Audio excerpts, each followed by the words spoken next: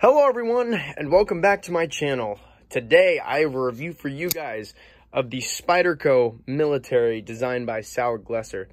Now this knife is an impeccable knife, love it to death, and this is easily the biggest EDC knife I own. Now when I say EDC knife, I mean a knife that I would carry every day, because obviously I have bigger knives. In case you guys don't know, I have this Cold Steel Frenzy, which is a little bit bigger than this guy. But I wouldn't recommend carrying this every single day. It's a cool, maybe self-defense knife, maybe like a truck knife, or maybe even a camping knife, you know? I could see someone using this while they camp. But this knife is more something that you can carry every day, and even though you might get a couple eyebrows raised, it's still within that range of you could carry it because it is under 10 inches. Now, I am going to give you guys a little bit of a size comparison before I start here. So here is the Spyderco Paramilitary 2, which is kind of like this guy's younger brother, also designed by Sal Glesser. Here is the Native Chief, another Sal Glesser design, which, by the way, in case you guys haven't figured out yet, Sal Glesser is hands down my favorite designer for Spyderco. But as you guys can see, this guy is quite a bit bigger than both, even though this guy's pretty big.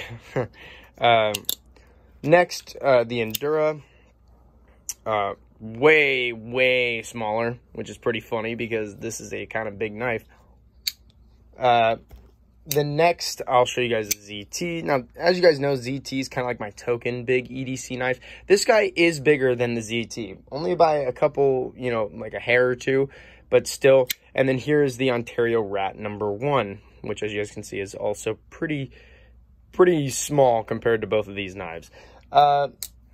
Anyways, now I'm going to get into what I like and don't like about this knife, and if I can recommend it for you guys. Now, right off the bat, I'm going to say the story behind this knife is really great. I love the story behind this knife. Pretty much Sal Glesser was asked if your son were going into the military, what knife would you give him? And he came up with this design, a full G10 liners, liner lock with a tip down pocket clip, and a very nice blade with a very good belly on it. Truly, if I were going into the military, I would 100% take this knife with me. This guy is so, like, impeccably built and just an incredible knife overall. So a really great design by Sal Glesser, which I absolutely love, in case you guys haven't realized by me saying it about 2 to 3 times now. Another thing I like about this knife is the, actually the model that I bought it in. I love this Digi Camo with the black blade. It just looks so cool. And, for those of you asking, like, why did you get it like this? You know, obviously the paint will scratch on the blade and the handle is just kind of gimmicky, and all the hardware might rub off eventually. I got this because I looked at my PM2 and said, okay, that's a standard knife for what I buy. Let me put this guy out of the way and just show you guys this. And then I have the Native Chief, another Spyderco that's in the same black G10 with the chrome blade. Then I have this guy. This is the Endura, which is, you know, black handle, chrome blade. You know, you have stuff like the Ontario Rat, another black handle with a chrome blade. I'm realizing that there's a pattern in my knife collection, and I could go into my collection and show you guys every single knife that has a black handle with a, you know, chrome blade, but that would take a while. But this knife was going to be kind of like my step in a different direction, you know? I do have knives that have different colors, such as this Kaiser, which has the blue around the pivot. And I also have the Frenzy, which has the two-tone G10 instead of just the regular black. But I really wanted to step out of my comfort zone with this and get a cool Digi Camo handle and a black blade. And honestly, I'm so happy I did it. This knife is so cool. Another thing I love about this knife is the blade steel, which is CPM S30, which is kind of in the same stylization as the Native Chief and the OG PM2, which used to come in S30. Now it comes in S45, for those of you that don't know, with a little bit of a price increase. But yeah, this guy comes in S30V. Some people have some complaints about it because it's not quite as good as S35 and is not close to S45 and is, you know, only a fraction of what S90 is. but still, it is a great blade steel. It's great for everyday carry. You don't have to sharpen it much, you know. It's got great edge retention while also being wear resistant, and while also just being an easy to sharpen blade steel. It is an overall really great steel. Granted, does it have the same edge retention as S35 or S45? No, it doesn't. But it's still a really great blade steel overall. Another thing I really like about this knife is just overall the comfort is very, very nice. It's actually kind of funny because I talk about it all the time, how comfortable Spydercos are. I mean, the PM2 is one of the most comfortable everyday carry knives I own. And this knife is absolutely in the same ballpark. Really, really comfortable, whether you choke up, choke down, go full chop grip on this guy. But the choke up is really nice. There is some stuff about it that I'll talk about later on in the video, but overall really nice. The finger choil does do it. You luckily can fit there, and it's got some jimping right here, which makes it very nice and fit very well, and same with this up here. So overall, it's just a very comfortable knife. Another thing I like about this knife is the handle and the handle material. Again, stepping out of my comfort zone with the Digi Camo. I mean, it's a little tactical, but I absolutely love the Digi Camo handle. It is so great and so cool. And the G10 is very grippy, very much so like every other G10 Spyderco that's out there, which you mainly get from their Golden, Colorado, USA branch. But it's just incredible G10. They always make incredible G10 on their natives, on their everything. It's so great. Which also leads me to my next point, which is this was made in Golden, Colorado, USA. The Golden, Colorado, USA branch is becoming, if not already is, my favorite branch of Spydercos. Now, some people might complain about that, thinking it's their Taiwan or Taichung factory is the best factory. Okay, but with what we're seeing them pump out with the Golden, Colorado, USA company, it's slowly becoming my favorite. And I love that so much. They're just doing amazing work with amazing fit and finish, which this knife has amazing fit and finish, by the way. And just overall a very nice, you know, build, and they definitely keep things high quality over there, which I just absolutely love. Another thing I really like about this knife, and this is kind of a weirder thing to like, but I know some people don't like it, but I will say that I really do like it. The liner lock in this guy is actually amazing. I mean, this is one of the best locks I own at the moment. Yes, it's just a standard liner lock, but I've never seen a liner lock so strong yet so smooth in my entire life.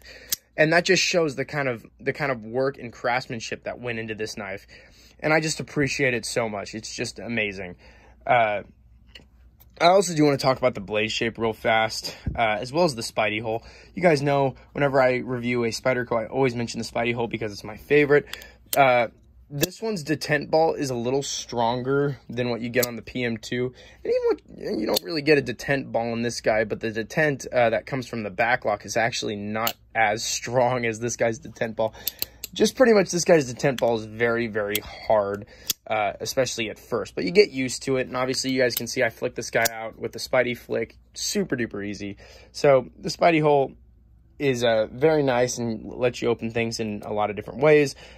Even though the detent ball is a little hard, you can still open the knife perfectly fine because of the Spidey Hole.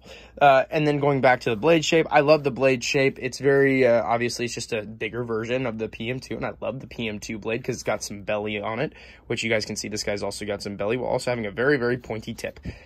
This guy has helped me with some outdoor use, which I absolutely love. And that's kind of another thing I like about this knife. It's great for outdoor use as well as everyday carry use. So that's very cool. Now I could go on and on about things I love about this knife, but I'm going to, for the sake of time, move over to what I don't like about this knife. So starting off about what I don't like about this knife, going back to what I was just talking about, the detent ball is so incredibly just intense. And I could just lube it up, but I'm not someone who wants to just, you know, lube everything up because I don't want it to screw up the internals or anything like that. I'm very new to this, guys. So for those of you that don't know, I'm not great at this kind of stuff. But it's still a really, you know, mad detent ball.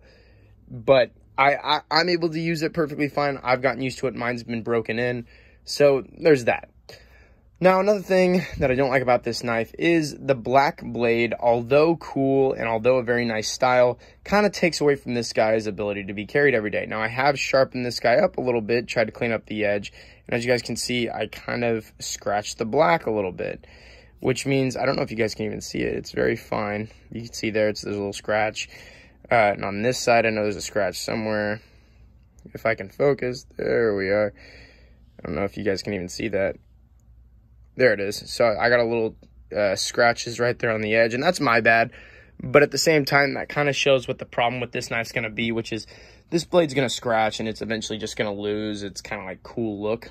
Now, granted, I bought this knife like that, so that's, you know, I'm not hating on the company for it, but obviously a black painted blade is kind of harder to everyday carry and stuff like that. That's just a general nitpick, not a big deal. Now, they also painted the bottom side as well as the liner lock. Now, this might not seem like bad to a lot of people, but if you actually open this knife and try to close it, you'll notice that there's a little bit of lock stick. You guys can even hear it. There's a little bit of lock stick there, which means you're going to have to put a little bit more pressure on that lock to open it up, which is not a huge deal, but obviously is still a thing. Next, and kind of like, you guys can take it as you will, the finger choil is not super deep, which leaves your finger feeling like it's just resting on kind of like a straight, like plane, as opposed to a curved. It's got a slight curve to it, but my favorite thumb hole or finger choil is on the Native Chief, and it's because you literally feel your finger in that hole, and it feels like your hand will never slip. It is in there. This guy does not have that. You know, I've complained about the PM2 not having a super deep finger choil. Finger choil, rather. This guy's is even shallower, which is, you know, not great. And then finally, kind of like the worst part of this knife, and the only part of this knife that I'm not super happy about, is the pocket clip. It is tip down only. For those of you who may have been watching my channel may know that I hate tip down. It is not my way of carrying. It's not comfortable. It's just not it for me. It's also only one-sided. They do make a left-handed version of this knife, though, which is very, very nice. But at the same time, probably would have been cheaper for them to just make it a 4-position pocket clip. You know, what they have on the Native and what they have on the PM2. Sorry about that, I forgot. The Endura. They could have done that and just made costs lower, could have made our lives easier, and would have been great because we could have put this thing in a tip-up configuration, which would have been nice. This also creates kind of a hot spot because it's right there, which is a little annoying, and that's the only part of the comfort on this knife that I don't like, is just the fact that that pocket clip's right there and kind of rides up in my meat of my hands right there, which is very uncomfortable. Not it for me. But overall, I love this knife. This knife is so incredibly amazing. I've been carrying this guy for about a week now. You guys might have saw my most recent video, which pretty much was me showing this knife. My most recent short, by the way, not video, excuse me. But this guy's just so amazing. I love it so much. And I can 100% recommend this for you guys, especially if you guys are fans of bigger knives. If you're not fans of bigger knives, this is a fun knife if you want to dabble in bigger knives. This guy's just really, really cool overall. And the color scheme is very nice. And especially with everything going on in Ukraine and stuff like that, which honestly, my prayers go out to them. You know, everything going on over there. I have the church that I'm in actually has a church planted over there, and it's a very serious thing. But I bought this knife right when that stuff was going on, and that's why I've really been carrying this knife, is because it's, you know, it's a military in kind of a Digi camo with a black blade. So really just trying to represent our U.S. military, really, you know, standing by them, and hopefully they're able to go and help our Ukraine allies. So I absolutely love this knife. And while I'm on the sappy stuff, I also wanted to say thank you to everyone who watches my videos. I've absolutely been getting views that have been just completely surprising to me. I never thought that my videos would do as good as they've been doing. You know, some videos are hit or miss, but my PM2 video actually got, I think, about 560 some views, that is crazy. That is absolutely crazy. And my Voyager video got like 350 something or 360 something. And all my shorts have been getting like 1 point something K. And it's just crazy. And it's awesome. And I already have 40 subscribers, which I honestly thought I'd only ever get 10 or 20. So 50 is just crazy. And I appreciate all of you guys for helping me make these videos, and every comment you guys make, every thing that you guys say, and everything you guys do for me, I just appreciate. And as you guys know, when you guys send a comment, I will always reply or give you guys a thumbs up, just to let you guys know how much I appreciate it. But anyways, guys, thank you so much for watching. Please like and subscribe. And I'll keep these videos coming. I actually do have a video that I plan on posting soon, and as you guys might know, it's gonna be a doozy. Now, with that being said, thank you guys so much. Have a great day, and thank you.